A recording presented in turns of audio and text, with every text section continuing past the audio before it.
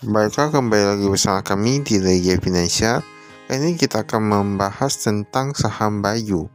Bayu itu Bayu Buwana. Ini laporan keuangan yang kuartal ketiga 2024. Kita lihat ya apa yang bisa kami temukan. Untuk Bayu Buwana ini perusahaan yang bergerak di bidang penyelenggara tiket dan lain gitu ya. Nah, di sini ada juga disebutkan untuk direktur utamanya ada Agustinus Tasjaya Pakeseko. Kemudian ada direkturnya yaitu Hardi Karuniawan. Untuk alamat kantor mereka ada di Jalan Insinyur Hayat Juanda 3 nomor 2 Jakarta Pusat. Nah, ini kita lihat di sini. Ini ada juga disebutkan yang lain-lain seperti alamat domisili, telepon. Untuk laporan keuangan kali ini dia nilai itu dia satuan penuh.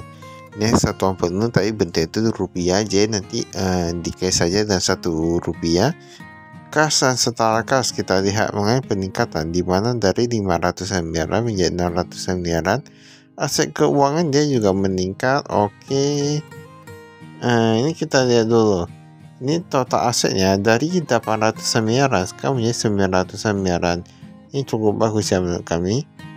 Ini properti investasi dia berkurang sedikit, tapi rata-rata meningkat sih. Aset tetap pun meningkat 55 miliaran menjadi 65 miliaran. Nah, untuk total hutangnya kita lihat di sini, ini ada hutang usaha dia menurun. Nah, untuk ini meningkat cukup banyak nih ya. Yang utang lain meningkat cukup banyak, kita belum tahu nih utang lain ini apa. Nanti kita lihat. Seharusnya ada dijabarkan juga. Total hutangnya dari 431 miliaran sekarang menjadi 441 miliaran. Nah, ini sebenarnya peningkatan yang cukup baik ya, dimana sekitar paling 10 miliaran itu. Sedangkan ekuitasnya itu dia bertambah lebih banyak. Nah, untung saja ekuitasnya itu bertambah lebih banyak dari 451 menjadi 470 miliaran. Dan jika dibandingkan ekuitasnya itu masih lebih banyak daripada hutangnya ya. Ini masih cukup oke. Pendapatan meningkat dari 1,6 triliunan sekarang menjadi 1,9 triliunan. Laba kotornya meningkat walaupun bahan pokok meningkat. Ini ada beberapa usaha malah meningkat ya. Ini kok semua meningkat. Pendapatan lainnya dari 14 miliaran menjadi 18 miliaran. Nah, untuk saya meningkat juga. Pokoknya laba periode berjalannya dari 57 miliaran menjadi 76 miliaran.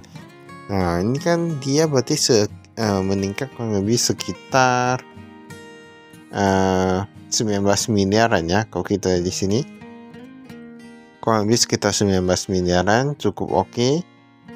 Dan kita tadi lihat nggak ada yang persediaannya. Nanti kita lihat di bawah.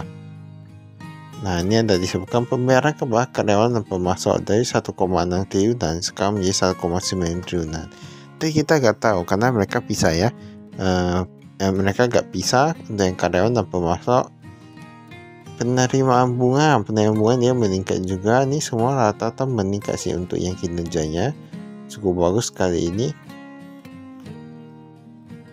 Walaupun saya peningkatannya kayaknya gak gitu banyak ya.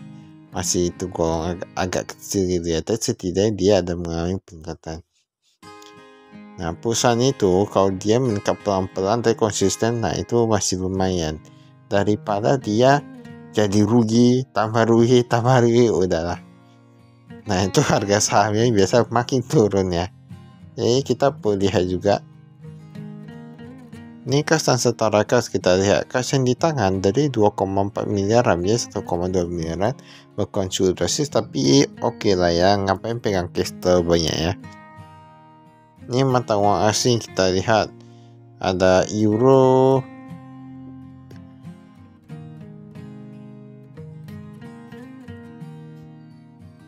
ada US dollar, AUD, ada Hong Kong, ada Singapura.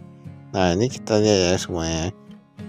Dia pun totalnya dia berkurang juga sih. Dan mereka terjabarkan di mana untuk mata uang asing mereka yang taruh di bank itu, mereka taruh di bank-bank apa aja. Nah, ini jadi kita bisa lihat di sini semua lengkap. Oh, ini ada yen juga, ada yen, ringgit, euro.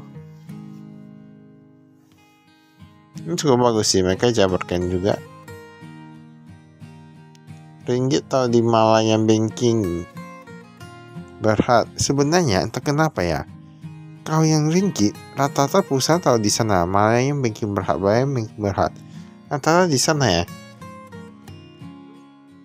Ini piutang usaha pihak ketiga. Piutang pelanggan, ini kartu kredit. Nah, kredit dia meningkat dari kecil aja. Piutang pelanggan dari 192 miliar menjadi 169 miliaran.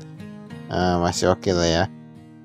Ini kurangnya provinsi punya nilai sebesar 194 jutaan, masih kecil. Untuk saja agak kecil.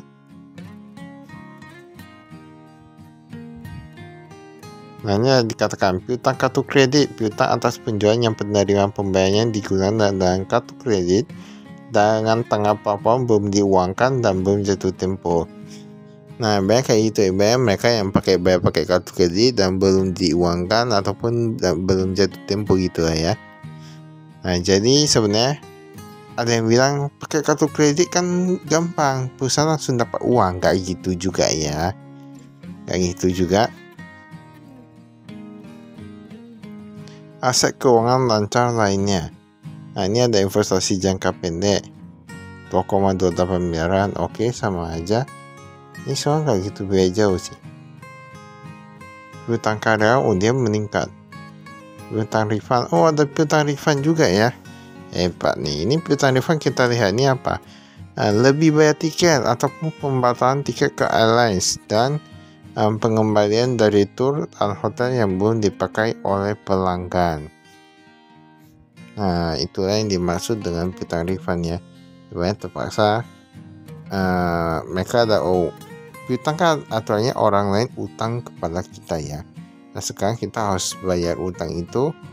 Ibaratnya gak jadi lah gitu lah ya, gak jadi bayar karena dibatalkan gitu. Dan untungnya kecil aja sih.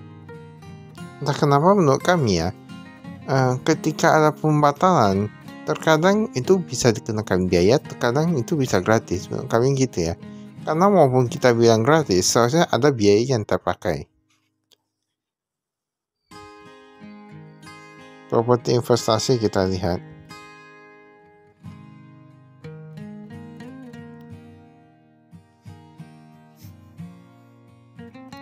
Ini aset tetap bisa di sini. Semua rata-rata penambahan luar biasa. Nah, rata-rata penambahan nih. Yang tanah apalagi ada 6 miliaran.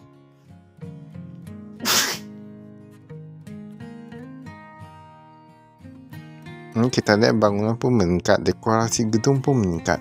Sebenarnya kalau perusahaan itu dia makin maju, itu bisa dilihat loh. Ya kalau habis itu dia perbaikan, dia buat cantik. Nah, itu terkadang dia karena apa?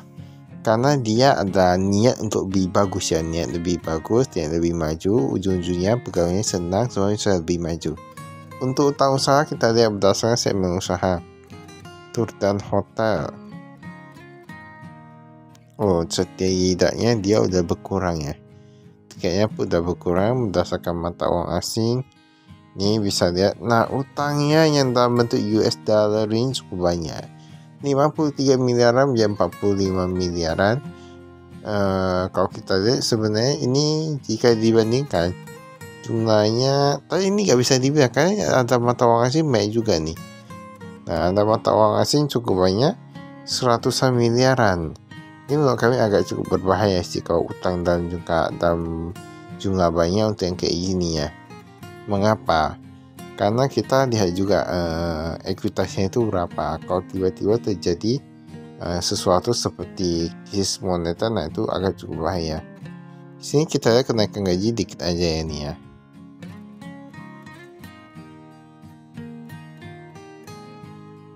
Modal saham kita lihat dulu di sini. PT Geraha Sentosa Persada, Union Bakrie PV, UBPSA Singapore Branch. Sedap sekali. Ini ada Geraha Sentosa Persada. Ini ada perubahan kepemilikan ya. Di mana Union Bakrie PV Singapore Branch dia meningkat menjadi 10%. Nah, Bank Julius Caesar 7,86. Mereka sama. Kemudian ada lagi tambah Bank of Singapore Limited. Nah, mereka berarti semua rata-rata Singapura yang dari Singapura sudah menambah kepemilikan saham di sini ya. Ini saya kayak perusahaan yang bagus nih. Kan kita tahu ya kualitas dari beberapa perusahaan di Singapura. Pendapatan kita lihat di sini ada tiket dan keagenan. Nah, ini pendapatan 2024 ya. Ini yang 2023. Oh, ini gak bisa dia langsung dua nih. Kita lihat. Nah, ini tiket non keagenan dia meningkat. Dan untuk yang tuh dia meningkat, hotel dia meningkat, yang dokumen kayak dia menurun. Nah, dia kayak menurun ya. Jadi dia ada yang meningkat dan ada yang menurun juga. Tetapi kalau kita lihat di sini, semua pendapatan rata-rata meningkat. Perusahaan yang bagus itu dia kalau dia pelayanan bagus, semuanya bagus. Apalagi ini kan perusahaan yang buka dividen tiket ya. Dia kalau bagus semua dia pasti meningkat. Pelayanan bagus pasti meningkat. Nah, percayalah. Nah, ini ada bebannya, ada gajinya. Gaji dan tunjangan pegawai 37 miliaran, jadi 41 miliaran. Kemudian ada sewa gedung. Nah, ini meningkat juga. Ini bebannya ini dia meningkat. Dia ada meningkat ya. Materai dan pos dia meningkat juga 200-an juta. Pendapatan lainnya kita lihat di sini. Bunga deposito dia meningkat cukup banyak. Nah, ini cukup bagus. Pendapatan sewa dia menurun. Semua udah rata-rata menurun sih, kecuali yang laba selisih kurs dia meningkat. Jasa giro meningkat. Ini berwarnanya beban keuangan. Tapi beban keuangan yang beban administrasi banknya. Nah, berarti itu dia beban lain-lain gitu.